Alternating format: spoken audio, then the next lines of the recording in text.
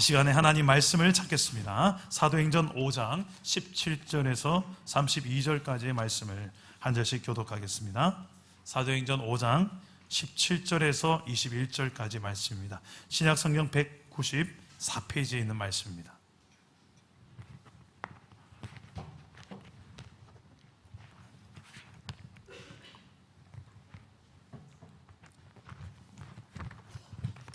사도행전 5장 17절에서 32절까지 제가 먼저 17절을 읽겠습니다. 대제사장과 그와 함께 있는 사람 즉 사두개인의 당파가 다 마음에 시기가 가득하여 일어나서 사도들을 잡아다가 옥에 가두었더니 주의 사자가 밤에 옥문을 열고 끌어내어 이르되 가서 성전에 서서 이 생명의 말씀을 다 백성에게 말하라 하매 그들이 듣고 새벽에 성전에 들어가서 가르치더니 대제사장과 그와 함께 있는 사람들이 와서 공회와 이스라엘 족속의 원로들을 다 모으고 사람을 옥에 보내어 사도들을 잡아오라 하니 부하들이 가서 옥에서 사도들을 보지 못하고 돌아와 이르되 우리가 보니 옥은 든든하게 잠기고 지키는 사람들이 문에 서 있으되 문을 열고 본즉 그 안에는 한 사람도 없더이다 하니 성전 맡은 자와 제사장들이 이 말을 듣고 의혹하여 이 일이 어찌 될까 하더니 사람이 와서 알리되 보소서 옥에 가두었던 사람들이 성전에 서서 백성을 가르치더이다 하니 성전 맡은 자가 부하들과 같이 가서 그들을 잡아왔으나 강제로 못함은 백성들이 돌로 칠까 두려워함이더라. 그들을 끌어다가 공회 앞에 세우니 대제사장이 물어 이르되 우리가 이 이름으로 사람을 가르치지 말라고 언급하였으되 너희가 너희 가르침을 예루살렘에 가득하게 하니 이 사람의 피를 우리에게로 돌리고자 함이로다. 베드로와 사도들이 대답하여 이르되 사람보다 하나님께 순종하는 것이 마땅하니라. 너희가 나무에 달아 죽인 예수를 우리 조상의 하나님이 살리시고 이스라엘에게 회개함과 죄 사함을 주시려고 그를 오른손으로 높이사 임금과 구주로 삼으셨느니라. 우리는 이 일의 증인이요 하나님이 자기에게 순종하는 사람들에게 주신 성령도 그러하니라 하더라. 아멘. 오늘도 말씀으로 우리에게 찾아오시는 주님 만나기를 축복합니다. 여러분, 강물에 가보면 한 번씩 죽은 물고기가 강가에서 둥둥둥 떠다니는 것을 볼 때가 있습니다. 죽은 물고기의 특징이 있다면 강물이 흐르는 대로 둥둥둥 떠내려 간다는 것입니다. 그러나 살아있는 물고기, 생명력 있는 물고기는 그냥 마냥 떠내려 가지만 않고 물살을 거슬러 올라가는 힘이 있습니다. 저는 이것을 생명력이라고 생각합니다. 생명력이 뭘까를 제가 사전에서 좀 뒤져봤습니다. 보니까 크게 두 가지 의미로 사전은 설명합니다. 하나는 생명체, 생명이 있는 생명체에 해당되는 건데요. 생물체가 생명을 유지해 나아가는 힘, 이게 생명력이다.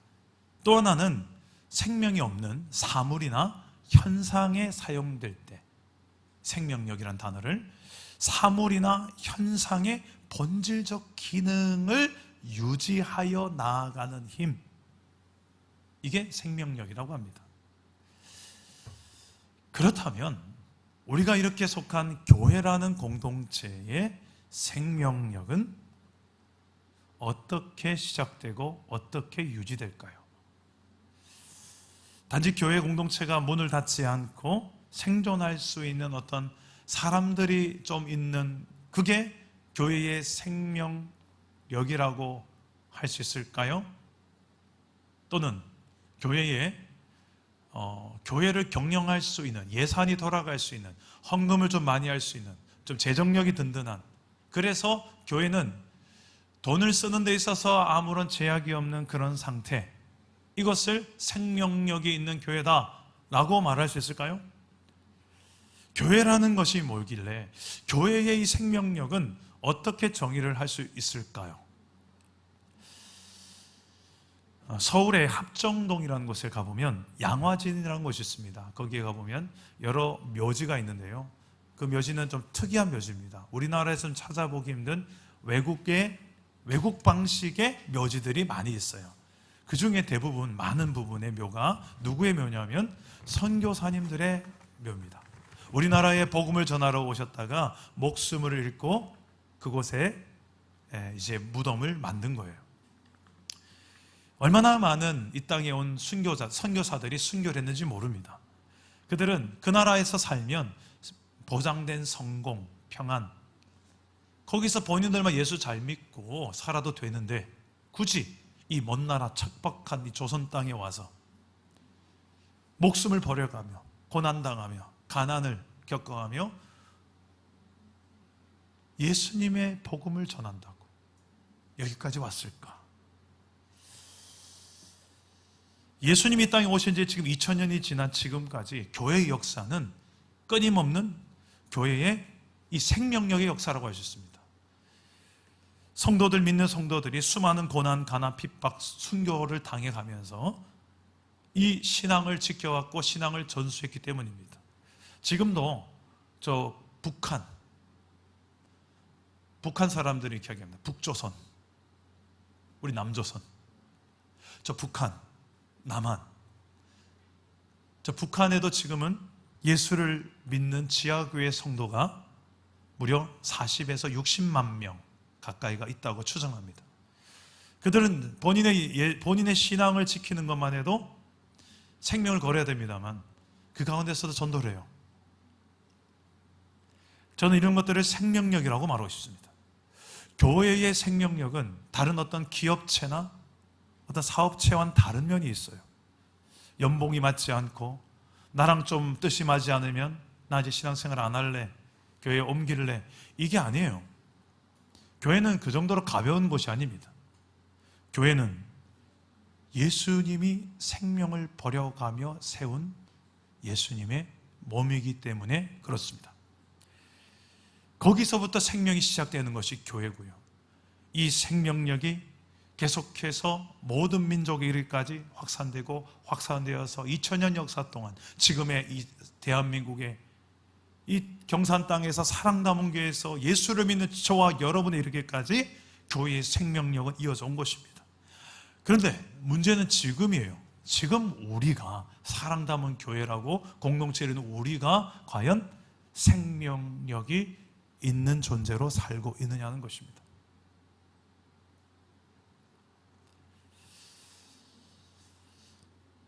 오늘 말씀 속에 등장하는 한 교회가 있는데요. 초대교회 예루살렘 교회입니다. 이 교회는 생명력이 넘치는 교회였어요.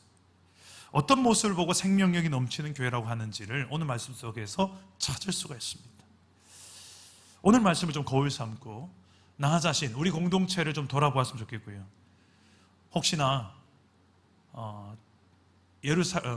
요한계시록에 나오는 사대교회와 같이 이름은 살았으나 실상은 죽은 것과 같은 그런 교회로서 살아가고 있지는 않는지 우리 자신의 모습을 돌아보시고 혹시라도 내 삶에 이런 생명력 넘치는 교회로서의 똑같은 모습을 발견하신 분이 있다면 하나님께 감사하시기를 바랍니다. 어떻게 사는 것이 우리 교회가, 내 삶이 생명력 넘치는 교회로 살아갈 수 있을까? 첫째는 생명의 주인 되신 하나님께 교회의 생명력은 달려 있습니다. 따라서 합시다. 생명의 주인 되신 하나님. 우리 17절에서 19절까지의 말씀을 우리 다시 한번 읽겠습니다. 함께 읽겠습니다. 시작.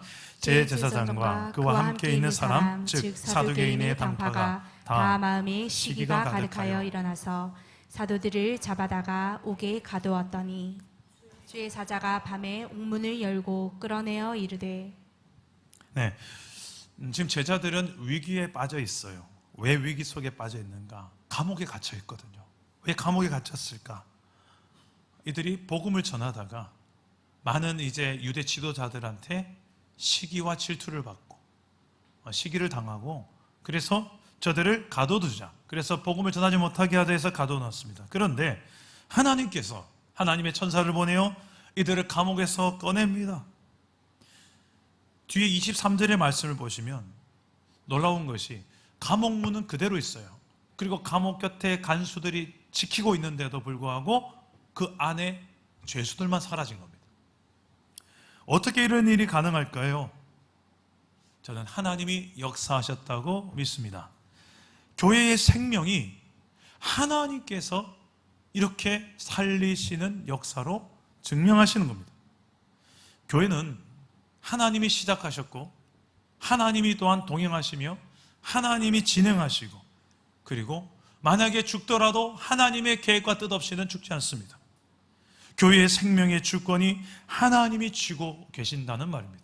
단지 생명만이 아니라 우리의 삶의 모든 영역에 있어서 주인 되신 하나님이 이제는 교회의 주권을 가지고 일하시는 하나님이시기 때문에 그렇습니다.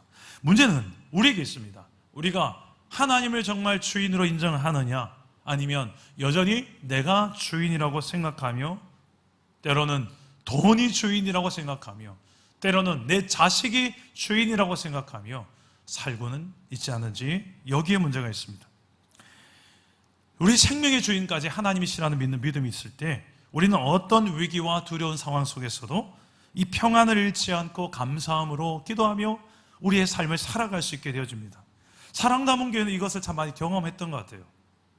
지금으로부터 한 5년 전 우리는 분립개척이라는 이름으로 약 26명이 어른이 나와서 어린 주일학교 아이들 2명, 청년 1명, 한 약 29명, 30명 안 넘는 시작, 6개월 만에 코로나가 시작되고 답답한 온라인 예배가 시작되었으며 생존이 장담할 수 없는, 생존을 장담할 수 없는 그런 시대를 지나왔었죠. 놀랍게도 그 가운데서 우리는 성장했어요. 물론 질적인 성장까지는 저도 장담은 못하겠습니다만 일단 양적인 성장이 이루어졌습니다. 그리고 지금 5년이 이제 지났는데 지금까지 참 하나님께서 우리 공동체의 이 생명을 여기까지 저는 인도하셨다는 믿음의 확신이 있습니다. 참 많은 어려움이 매년마다 있었어요. 때로는 경제적인, 물질적인 문제로, 때로는 관계적인 문제로, 때로는 여러 가지 이런 문제들이 하나씩 사람과 사람이 모인 것이니까 생길 수 있겠죠. 그런 힘겨운 상황, 위기 상황들 속에서도 하나님께서는 항상 피할 길을 주시고, 또한 이 교회 공동체를, 교회의 생명력을 계속해서 이어가신 하나님을 경험하게 하셨습니다. 그래서 오늘 이 자리에서 정말 우리 교회의 생명력의 첫 시작이 하나님이신가? 하나님이 우리의 생명의 주인이시다. 공동체의 생명의 주인이시다. 나의 생명의 주인이시다. 내 인생의 주인이시다. 이것을 우리가 과연 인정할 수가 있느냐? 여기에서 우리는 답을 해야 될 것입니다. 이게 인정되는 만큼, 내 삶의 전 영역에서 인정되는 만큼 우리는 생명력 있는 신앙의 삶을 살아갈 수가 있게 되는 것입니다. 실제로 우리는 하나님의 나라를 많이 배웠어요. 하나님 나라는 죽고 나서 가는 천당의 개념이 아닙니다. 성경적 하나님 나라 개념은 물론 죽고 나서도 미래 하나님의 나라가 존재합니다. 그러나 더 중요한 성경이 말하는 천당, 하나님 나라 개념은 죽고 나서만 경험되는 게 아니라 예수 믿는 그 순간부터 경험되는 하나님의 나라입니다. 그때부터 이제는 하나님이 내 인생을 통치하시는 거예요. 장소의 개념이 아닌 통치의 개념이 하나님 나라, 성경적 개념은. 그래서 내 힘으로 물질을 관리하는 게 아니라 이제 하나님이 내 물질을 다스리시고요, 내 건강을 다스리시고요, 내 관계를 다스리시고요, 내가 하는 일터의 모든 일들을 다스리시며 나를 도우십니다. 근데 그게 너무 좋은 거예요. 이게 가능한, 이 생명력 있는 교회의 삶이 가능한 첫 번째 단추가 하나님이 내 인생의 주인이십니다. 내 생명의 주인이십니다. 이 주권을 인정하는 주권 신앙이 있다는 것입니다. 여러분은 하나님이 내 인생의 주인 되심을 이 시간에 인정하십니까? 내 삶의 전 영역에 물질도, 건강도, 가정도, 일터도, 내 인생의 생명도, 이 모든 것이 다 주인이 내가 아니라 하나님 되심을 여러분께서 인정하는 신앙이 있으십니까? 이게 명확할수록 내 삶에는 생명력이 넘치는, 어떠한 고난과 핍박과 어려운 상황에 있어도 뚫어내요. 물살이 거세게 내게 다가와도 그것을 넘어가는 힘이 있어요. 이게 교회의 생명력입니다. 근데 이 생명력이 떨어지는, 조금 힘든 상황이면 하나님의 주권의 의식이 사라져요. 그 힘든 상황이 주인이 돼요. 그게 나를 확 장악하고 나를 지배해서 마치 내일 지구에 종말이 오는 것처럼 얼굴에 오만 인상을 다 쓰고, 건들기만 해봐라, 나 폭발할 거다. 하나님은 그 위기 상황 속에 어디에도 없어요. 진정한 하나님의 주권 신앙을 가진 사람은 성경의 욥과 같은 인물이에요. 욥은 자신의 역대 부자였는데, 창세기 시대에 존재했던 실제 인물인데 엄청난 갑부였습니다. 부유했습니다. 자녀도 많았고 종들도 많았고 가축도 많았습니다. 그런데 마귀가 와서 하나님께 딜을 합니다. 욥이 가진 게 많으니까 하나님을 경외하죠. 만약에 저 가진 거 싹 털어보시면 하나님을 믿지 않을걸요? 그럴 리가 있나? 그럼 제가 한번 시험해봐도 되겠습니까? 좋다. 허용되는 범위 안에 시험해봐라. 마귀의 시험이 시작됩니다. 재산이 다 탕진되고 가축들이 다 죽고 또 종들도 사라지고 또 자식들까지 죽습니다. 질병까지 생겨서 기왓장으로 몸을 득득득 끌고 있는데 아내가 와서 하나님을 저주하고 죽어버려라, 옆에서 부채질합니다. 이쯤 되면 욥이 진짜 하나님 살아계신 거 맞습니까?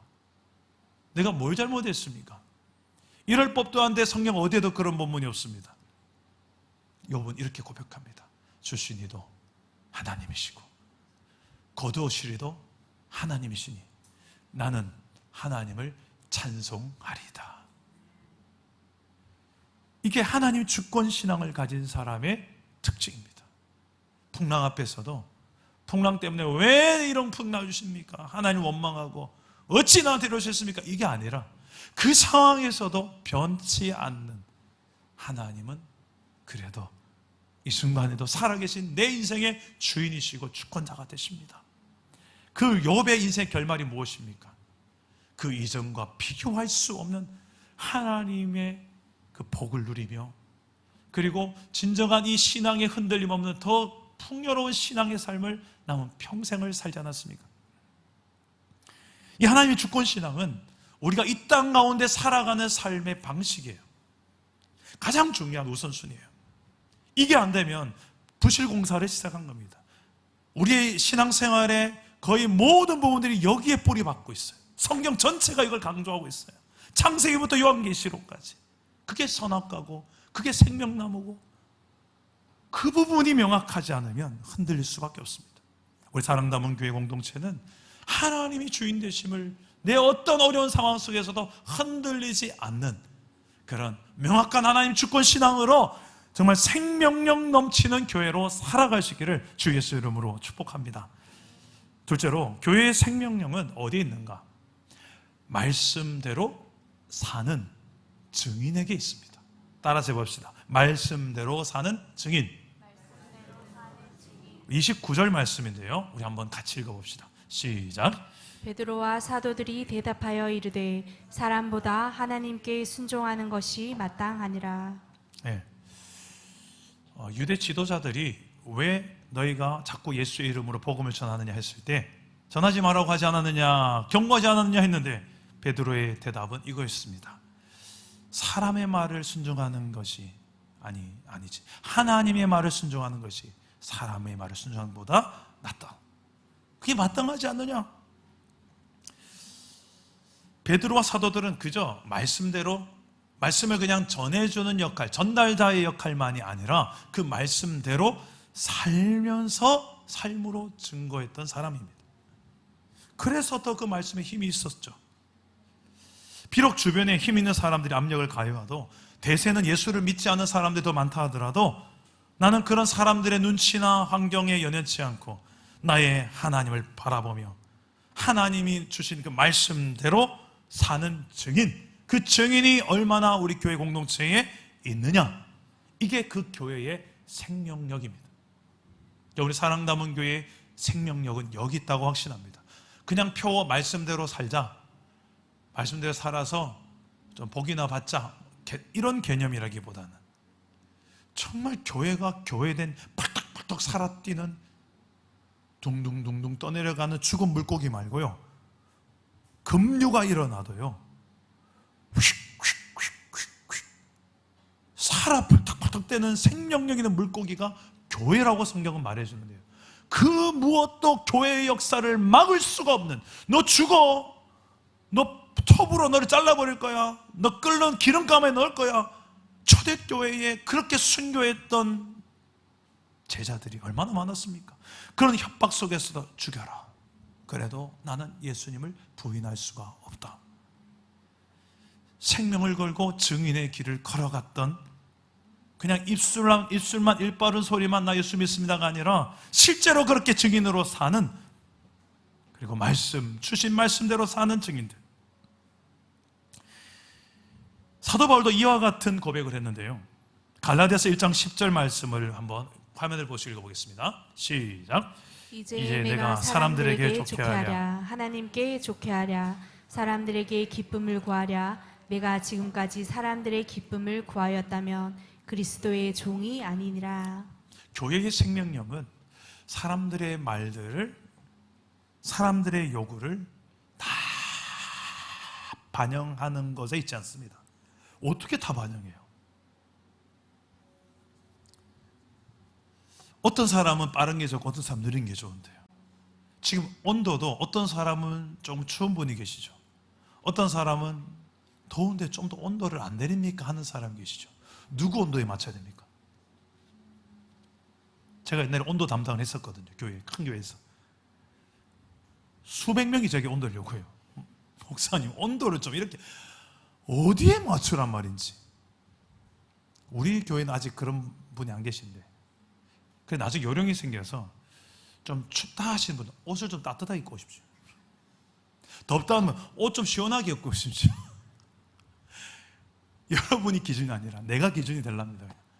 적당한 수준을 내가 느껴서 요 정도면 되겠다, 평균에 딱 맞춰놓고 나머지 여러분이 좀 맞추라고요. 그래 요령이 생기더라고요. 어떻게 수천 명을 다 맞춰요? 교회에서 이런 의견 저런 의견, 빠르다 느리다, 덥다 춥다, 맛있다 맛없다, 얼마나 입맛이 다른지요. 교회는 민주주의가 아닙니다. 교회는 인본주의도 아니고요, 다수결의 원칙으로 존재하는 공동체도 아닙니다.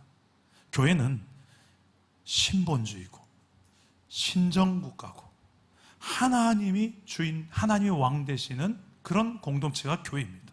그래서 내 뜻이 반영이 되나 안 되나 보자 해서 내 뜻이 반영되면 기분 좋아서 헤헤하고 거기 들어가서 열심히 헌신하고, 내 뜻이 반영 안 되면 내가 하나 봐라 흥치풍하고 안 하는 그런 유치찬란한 것이 교회가 아니라는 거예요. 교회는 내 뜻이 반영되고 안 되고, 이것보다 더 중요한 가치가 뭐냐면 하나님의 뜻이 무엇인가, 하나님의 뜻이 과연 무엇인가, 여기에 가장 중요한 가치를 두고 우선순위를 두고 거기에 나를 맞추고 우리가 맞추는 것이 교회인 줄 믿으시기를 바랍니다. 그 하나님의 기준이 어디에 적혀 있습니까? 여기에, 성경에 그 하나님의 기준으로 교회가 서로가 맞출 때 그곳이 하나님이 통치하시는 나라, 그게 가장 좋은 거예요.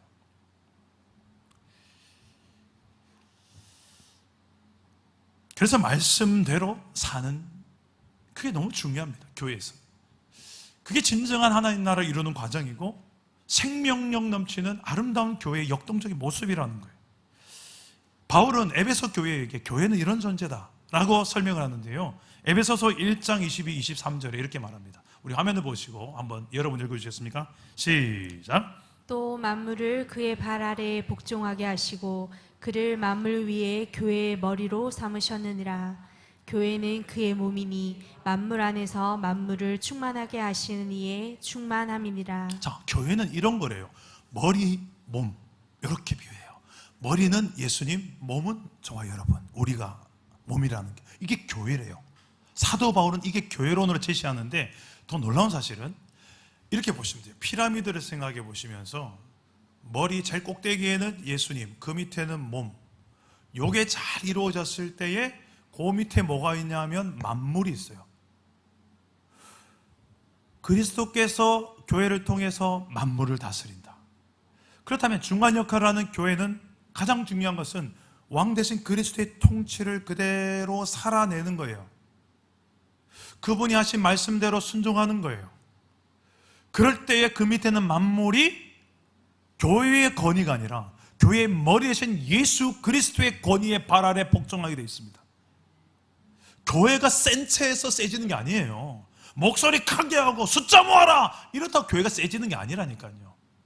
교회의 생명력은 우리가 돈 많고 숫자 모아라 이게 아니고요, 얼마나 예수 그리스도의 주권을 인정하고 그분의 말씀대로 우리가 사느냐, 여기에 생명력이 있는 줄 믿으시기를 바랍니다. 여러분, 머리가 예수님이고 몸이 우리인데, 이게 죄송한 좀 잔인한 질문이, 잘렸다 살 수 있을까요? 이건 죽은 교회예요. 또 한 가지, 붙어는 있어요. 붙어는 있는데 머리가 지시를 하는 대로 손이 안 움직이는 경우는 무엇입니까? 자, 오른손 들어, 이게 정상이죠. 이게 건강한 거고, 근데 오른손 들어 했는데 이렇게 왼발을 드는 거예요. 왜 이러지? 나 분명히 오른손 들러 했는데. 어떤 상태입니까? 이 뭔가 장애가 일어나는 거예요. 뭔가 비정상적인 거예요. 교회가 건강하지 않은 거예요. 분명히 하나님은 이렇게 하라고 말씀하고 계신데, 난 그거 안 할 건데요. 나 이렇게 할 거야. 난 이게 좋은데요. 나는 기질이래요. 나는 영향이 안 되니까 이거 할래요. 각자 자기의 소견에 옳은 대로 행하는 상태, 이게 사사기 시대라고 하는데요, 영적 암흑기예요. 하나님을 아무도 왕으로 주인으로 인정하지 않는 상태. 그런데 교회는 다닌대요. 그래도 예수 믿는데요. 그런데 왕으로 인정 안 해, 주인으로 인정 안 해. 당연히 그분의 말씀대로 안 살지. 내 뜻대로, 내 방식대로, 내 삶이 더 중요한데. 그 상태에서는 어떤 교회의 생명력은 볼 수도 없고 경험할 수도 없습니다. 내 인생에는 왜 이렇게 하나님의 살아계심이 경험 안 됩니까? 하나님, 목사님 질문하신다면 저는 이 말씀으로 답변을 드리고 싶습니다. 여러분은 건강하십니까? 머리가 지시하는 내용이 그대로 내 몸으로 반응을 하는 삶을 살고 계십니까? 아니면 아예 머리가 뭘 원하니 자체를 모르고 사십니까? 이거 가장 심각한 상태죠. 또 알긴 아는데, 목사님 솔직히 잘 안 돼요. 아는데 환경이 너무 힘들어요. 내 여력이 안 돼요. 오른손 들 힘이 없어요. 머리 잡고 오른손 들었는데 오른손 못 들겠어요. 그냥 왼발만 살짝 들면 안 될까요? 딱 우리가 신앙생활하는 스타일이 좀 비슷하지 않습니까? 여기에는 교회 생명력이 없습니다. 딱 내가 주인 되어 있는 거예요. 내가 머리 되어 있는 거죠. 예수님이 내 몸이 되어 있고, 내가 지시를 내리고 내가 원하는 대로 해주셔야지. 우리는 내가 만든 신 예수님, 그런 종교 생활하는 경우가 얼마나 많은지 모릅니다. 이런 삶에서는 결코 이 초대교회에 일어났던, 하나님이 역사하지 않으면 이런 일이 일어날 수가 없어 할 만한 이런 드라마틱한, 이런 벌떡벌떡 뛰는 화로와 같은 생명력 넘치는 하나님의 행하신 일들을 내 인생 가운데서는 경험할 수가 없을 거예요. 초대교회의 부흥은 바로 말씀의 부흥이었습니다. 우리 사도행전 6장 7절 말씀 다 같이 읽어봅시다. 시작. 하나님의 말씀이 점점 왕성하여 예루살렘에 있는 제자의 수가 더 심히 많아지고 허다한 제사장의 무리도 이 도에 복종하니라. 아멘. 말씀이 흥왕해서 이런 부흥이 일어나는 거예요. 말씀대로 사는 증인이 저와 여러분 되기를. 그래서 생명력 넘치는 교회로 한번 살아보는 저와 여러분 되기를 주의 이름으로 축복합니다. 마지막 한 가지가 있는데요, 교회의 생명력은 어디 있는가? 첫 번째는 하나님의 주권 신앙입니다. 두 번째는 그분의 말씀대로 움직이는, 말씀대로 사는 증인의 신앙입니다. 세 번째가 뭐냐면 성령의 권능입니다. 따라서 합시다. 성령의 권능. 이 성령의 권능으로 사는 자들이 생명력이 넘치는 교회로 사는 거예요. 우리 32절 말씀을 다 같이 한번 읽어봅시다. 32절입니다. 시작. 우리는 이 일의 증인이요 하나님이 자기에게 순종하는 사람들에게 주신 성령도 그러하니라 하더라. 야, 지금 베드로와 이 사도들은 우리가 복음을 증거할 수밖에 없는 이유, 증인이니까, 봤으니까, 예수님이 십자가에 죽은 건 끝이 아니라 부활한 걸 우리는 만났고 같이 먹기도 했고 그분이 직접 생선구이도 해주시고 다 해주셨잖아요. 떡도 갖다 주시고 부활하신 주님 육체의 부활을 우리는 경험했고 만난 증인으로서 우리는 말 안 할 수가 없다. 법정에서 증인이 말 안 하면 되냐? 당연히 말해야지. 증인은 사실을 그대로. 우리는 예수님의 증인이다. 그런데 우리만 증인이 아니라 우리 안에 계신 성령님도 증인이시다. 그분이 친히 증거하신다. 그분이 우리 안에서 증거하신다. 그분을 우리가 어떻게 막냐? 성령이 이렇게 증거하고 계신데, 여러분, 이런 성령을 고백할 수 있는 신앙이 있기를 주님의 이름으로 축복합니다. 여러분, 성령의 권능을 받기 전에 제자는 형편없었어요. 오합지졸이었어요. 내가 높다, 네가 높다, 이거 싸우고. 예수님은 지금 십자가에 죽으러 가는데 바로 그 판국에 네가 높니 내가 높니 나를 오른쪽에 앉게 해주소서 막 이런 거 구하고 있어요. 철딱선이 없는 제자들이었습니다.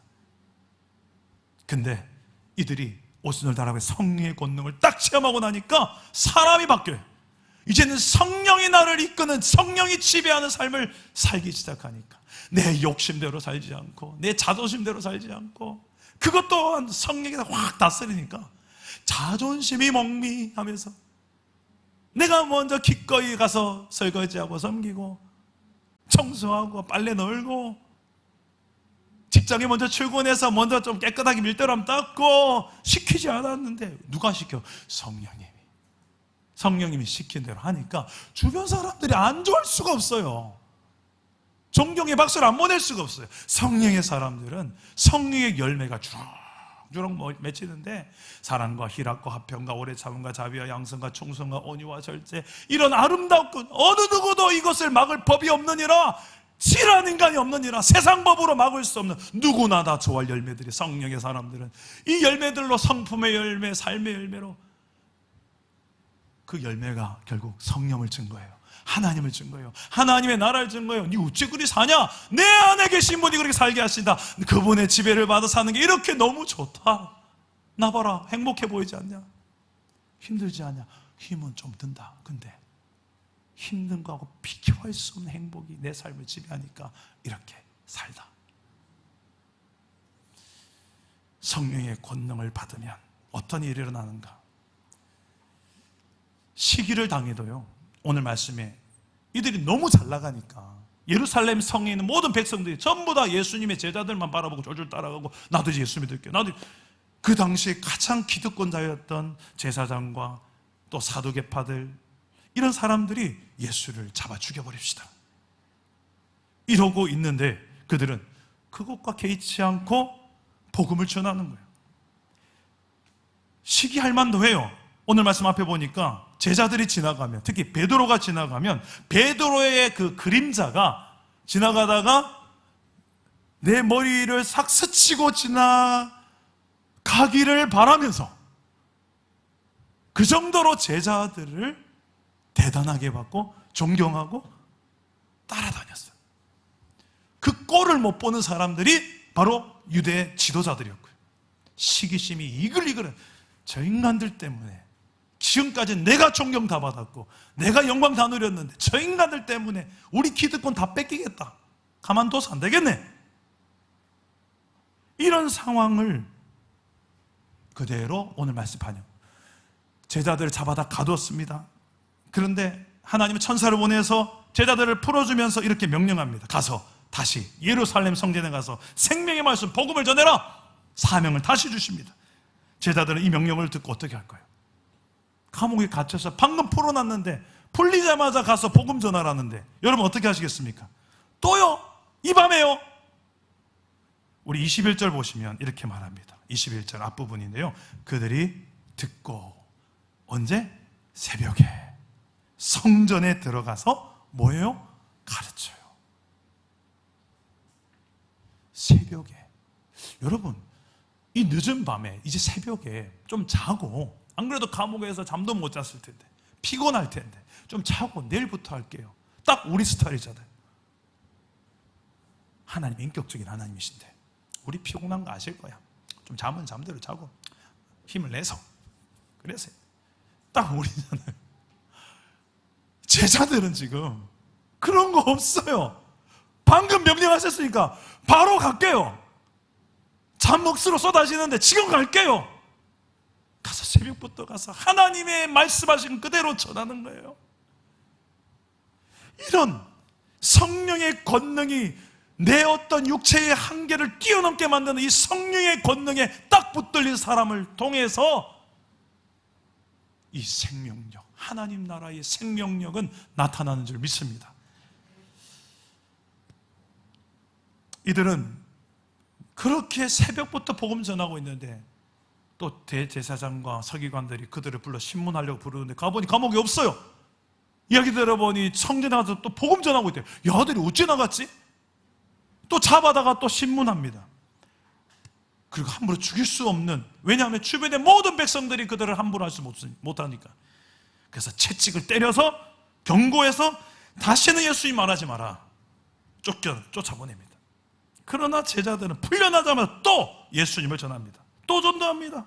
어떻게 이럴 수 있었을까? 채찍으로 때려도 사자의 밥이 되어도 내가 예수를 전하지 않을 수 없습니다. 어떻게 이럴 수 있을까요? 그 안에 계신 성령의 권능으로 가능한 줄 믿으시길 바랍니다. 사명의 길을 걷다가 십자가의 길을 걷다 보면 힘들고 두려운 상황, 내 편보다는 적군이 많이 있다는 생각이 들 때도 있습니다. 참 당황스럽고 외롭고 힘겨운 싸움을 할 때가 있어요. 그럴 때마다 여러분 안에서 떠나지 않고 여러분과 함께 동행하시며 힘이 되신 분, 바로 성령의 권능을 붙들 수 있기를 주님 이름으로 축복합니다. 이 생명력 있는 교회는 성령의 권능에 늘 붙들려 사는 사람이에요. 생명 있는 물고기가 거센 물살이 와도 물살아 와라, 내가 파도 타게 줄게. 한 번은 자유형으로, 배형으로, 저병으로 팍팍팍팍. 이 생명력 있는 이 교회가 어떤 존재인지를 이제 이 시대에 우리가 보여줘야 되지 않겠습니까? 이 세 가지가 중요해요. 첫째는 생명 있는 교회는 하나님의 주권 신앙이 명확해야 됩니다. 둘째는 하나님의 말씀, 머리에서 나오는 말씀, 몸이 움직이는 게 좋은 거예요. 그때 좋은 것을 주시려고 지시하는 거예요. 그대로 말씀대로 순종하는 신앙, 여기에서 생명력을 경험합니다. 세 번째는 성령의, 내 힘이 아닙니다, 성령의 권능으로 사는 그 인생 가운데 하나님의 이 드라마틱한 역사가 경험될 줄 믿습니다. 이 결과가 어떻게 될까요? 41절과 42절입니다. 우리 다 같이 화면을 보시고 읽어보겠습니다. 시작. 사도들은 그 이름을 위하여 능욕받는 일에 합당한 자로 여기심을 기뻐하면서 공회 앞을 떠나니라. 그들이 날마다 성전에 있든지 집에 있든지 예수는 그리스도라고 가르치기와 전도하기를 그치지 아니하니라. 야, 이 정도 맞고 쫓겨났으면 복음 전하지 않아야 될 텐데 이들은 기뻐합니다. 이렇게 고난당하는 것을 기뻐해요. 그러면서 어떻게 말하냐면, 이제 나도 이제 주를 위해서 고난당할 수 있는 자로 합당하게 하나님께서 나를 여겨주신 것을 기뻐하는. 어떻게 이런 말을 할 수 있을까요? 여러분, 그럴 수 있겠습니까? 지금 고난당하고 힘들어 죽겠, 아픈데, 손해가 이만저만이 아닌데, 내 잘못한 건 하나도 없는데 고난당할 때 있잖아요. 복음 때문에, 교회 때문에 손해볼 때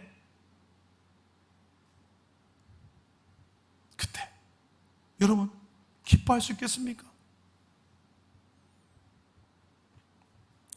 이렇게 해놓고서 또 나가서 복음을 전해요.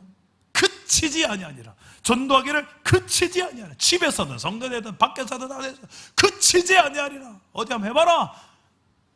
복음을 그치지 않고 전해요. 어떻게 이런 인생이 가능할까요? 방금 말했던 이 세 가지 그들의 신앙이 명확하기 때문이기도 하지만 이렇게 되게 만든 가장 근원적인 힘이 있어요. 그게 바로 30절, 31절에 나옵니다. 우리 한번 다 같이 읽어봅시다. 무엇이 사도들을 이렇게까지 생명력이 팔떡팔떡 뛰게 죽음까지 두려워하지 않는 이런 강력한 제자들을 만들었을까? 우리 30절, 31절 다 같이 읽겠습니다. 시작. 너희가 나무에 달아 죽인 예수를 우리 조상의 하나님이 살리시고 이스라엘에게 회개함과 죄사함을 주시려고 그를 오른손으로 높이사 임금과 구주로 삼으셨느니라. 자, 뭡니까? 이게 복음이에요. 십자가 예수님에 대한 스토리예요. 너희가 죽였지 않느냐? 너희 죄 때문에 예수가 죽은 거 아니냐? 그 잡아 죽인 그 예수를 하나님께서 그를 다시 살리셨고 너희들을 심판하려고 그를 보낸 게 아니라 너희들을 회개하고 다시 죄 사함을 얻게 해서 구원을 주시려고 예수님을 보냈다. 구원자로 보냈고 너희들의 왕으로 보낸 분이 바로 예수님이다. 이 놀라운 복음을 지금 자기들을 시기하는, 죽이려고 하는 자들에게 전하는 거예요. 지금 이 제자들은 이 많은 힘겨운 상황 속에서도 그들을 그 가운데 기뻐하면서 복음을 증거할 수 있는 가장 큰 원동력이 뭐냐면 나를 이렇게 살리신 예수 그리스도의 은혜, 십자가의 은혜, 그 은혜가 있기 때문에 그걸 제대로 경험한 사람들은 나도 주를 위하여서 조금이라도 뭘 할 수 있다면 그걸 기쁨으로 여기고 영광으로 여기고 세상의 기준으로 봤을 때는 손해를 볼 수 있고 아픔을 겪을 수 있지만 그걸 하나님 보실 때는 어떻게 보실까요? 아들아, 딸아, 네가 날 위해서 이런 수치를 당하는구나. 그러고 있고 혹 다물고 참는구나. 하늘에서 하나님 어떻게, 예수님 어떻게 보실까요?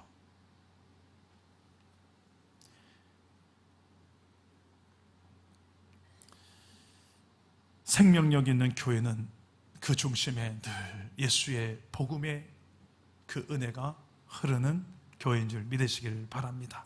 그 복음으로 말미암아서 하나님이 주인이십니다. 주권 신앙도 나오는 거고요. 그 복음, 예수님의 십자가 그 복음을 말미암아서 이제 그분의 말씀이라면 나도 좀 따라 살아볼게.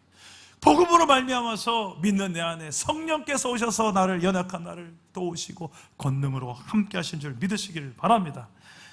제가 오늘 이 말씀을 준비하다가 이런 생명력 넘치는 교회가 우리 사랑담원 교회가 되면 참 좋겠다. 주중에 참 많이 묵상하며 살았는데 주중에 제가 우리 꿈미 캠프가 있었어요. 제가 거기 가서 너무 많은 감동과 도전을 받았습니다. 이유는 이게 좀 생명력 넘치는 교회 아닐까, 그 생각을 참 많이 했던 시간들이었어요. 일단 꿈미 여름 캠프를 앞두고 얼마나 힘겨운 상황들이 많았는지 몰라요. 그 가운데 교사들이 특세를 선포하더라고요. 그 새벽에 나와서 교사들이 다 직장인들이고 바쁘고 힘든데 새벽에 나와서 예배가 또 한 30분, 40분 이상 기도하고 하시는 거예요. 그 영적 준비를 얼마나 바쁜지 내가 아는데 일주일 내내. 그리고 캠프 현장에서도 어려운 상황이 많이 있었는데 그때마다 기도하더라고요.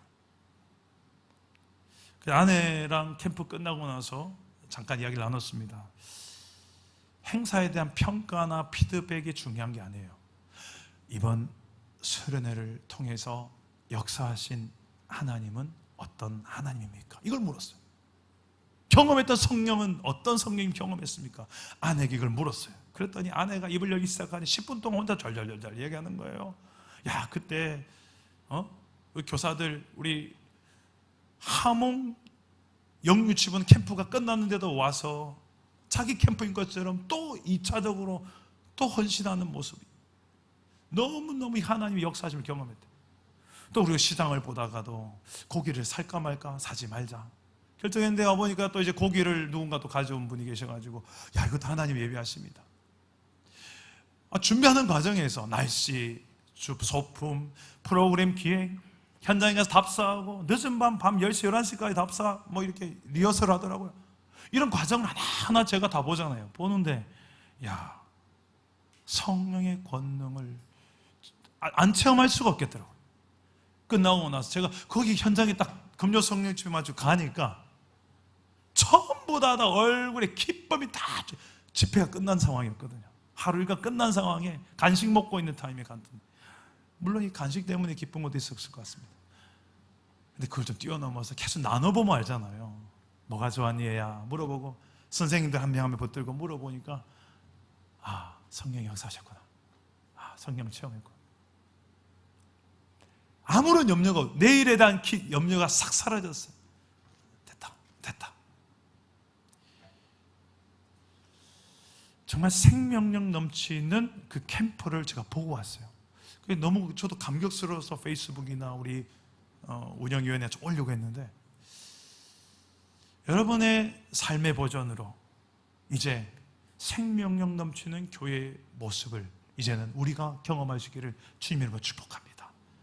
이제 우리 일상이 열려 있고요, 또 우리 앞에 있는 정교인 수련회도 있고요, 그 생명력 넘치는 교회로 사는 하나님의 주권신앙, 그리고 말씀대로 사는 증인, 성령의 권능에 힘입어 사는 우리 사랑 담은 교회가 되어져서 우리가 가는 곳마다 펄떡펄떡 살아있는 하나님의 역사하심이, 성령의 역사하심을 우리도 경험하고 세상에 증명해 보일 수 있는 그런 생명력 넘치는 교회, 저와 여러분 되기를 주 예수 이름으로 축복합니다. 이렇게 오늘 말씀을 준비하다가 생각난 찬양이 있는데요, 주님 다시 오실 때까지, 우리 찬양 함께 찬양하고 기도하겠습니다.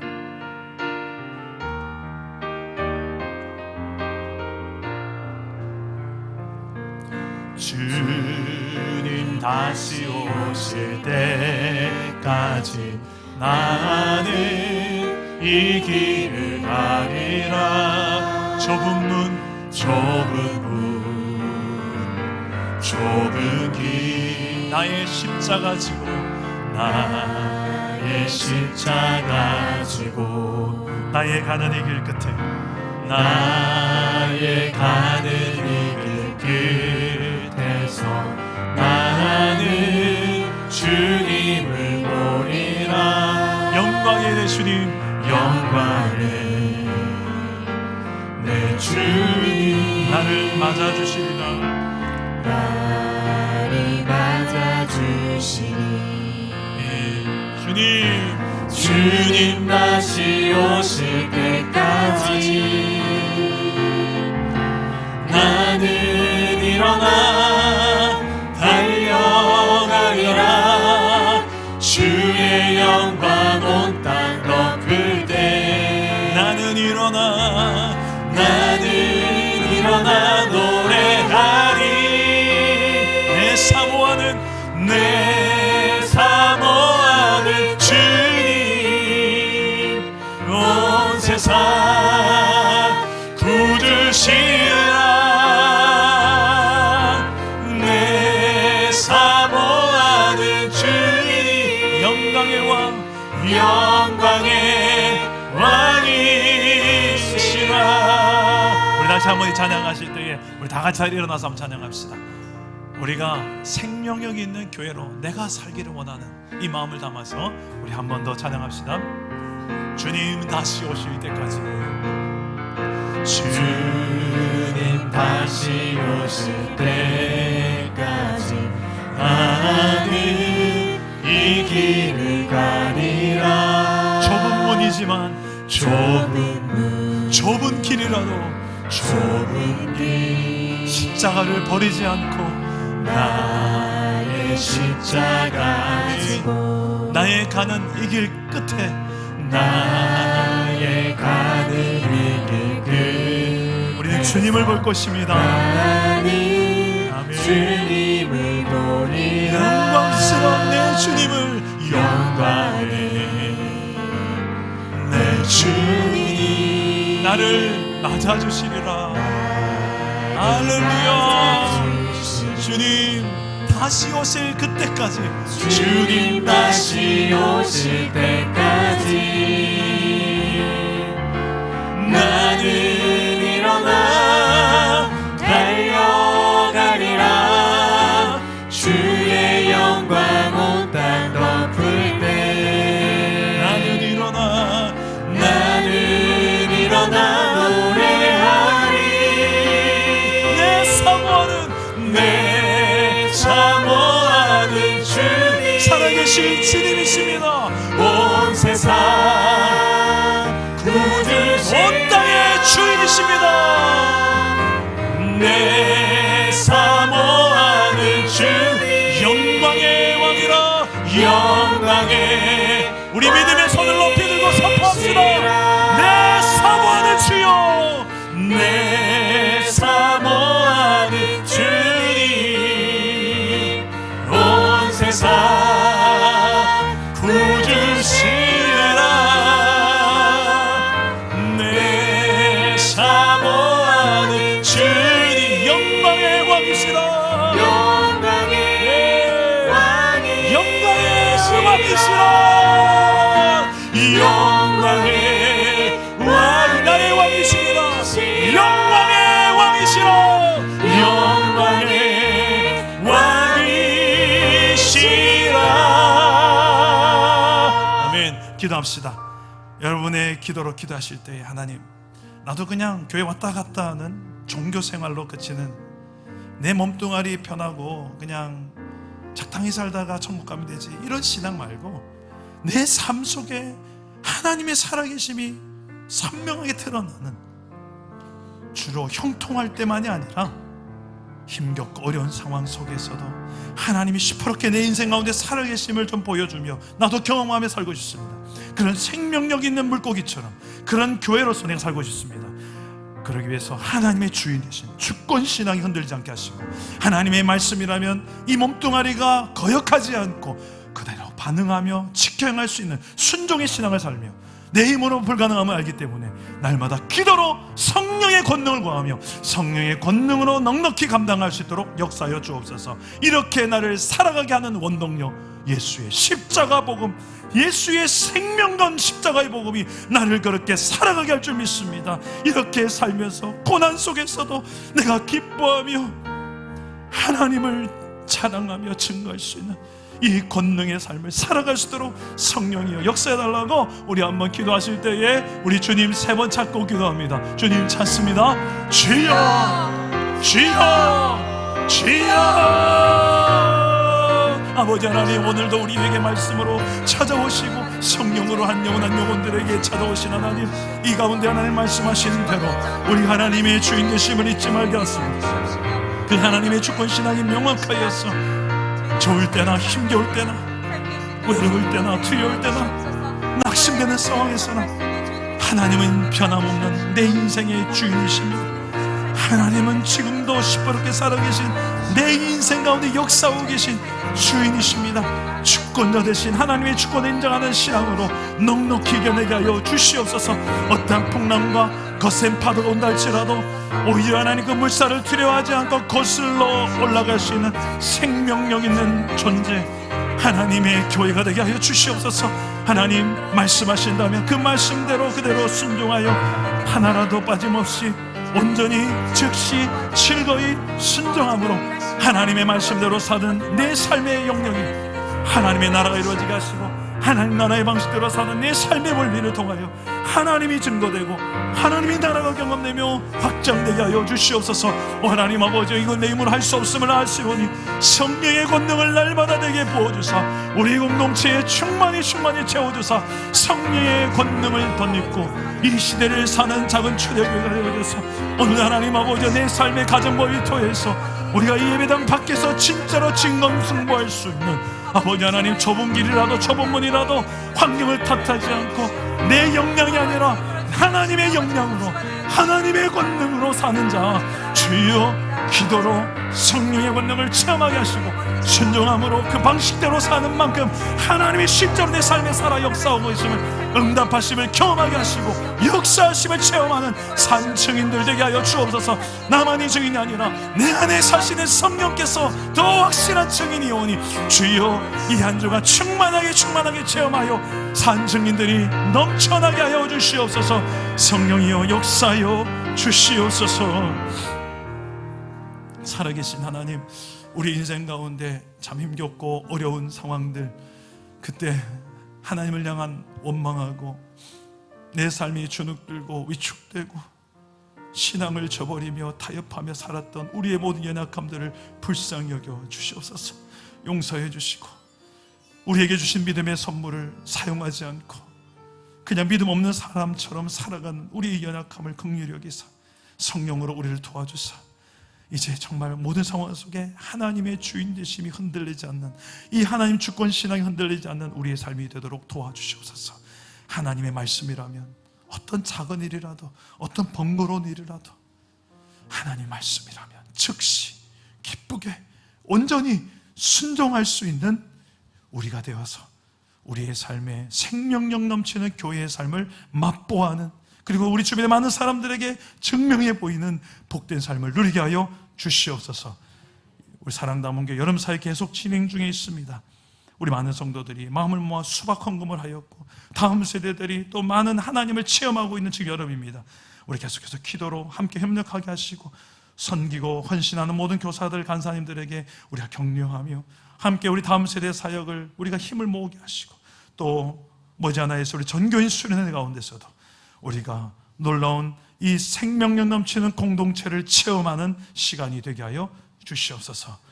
이 한 주간도 성령께서 우리와 함께 하실 줄 믿사오며 예수님의 이름으로 기도드립니다. 아멘.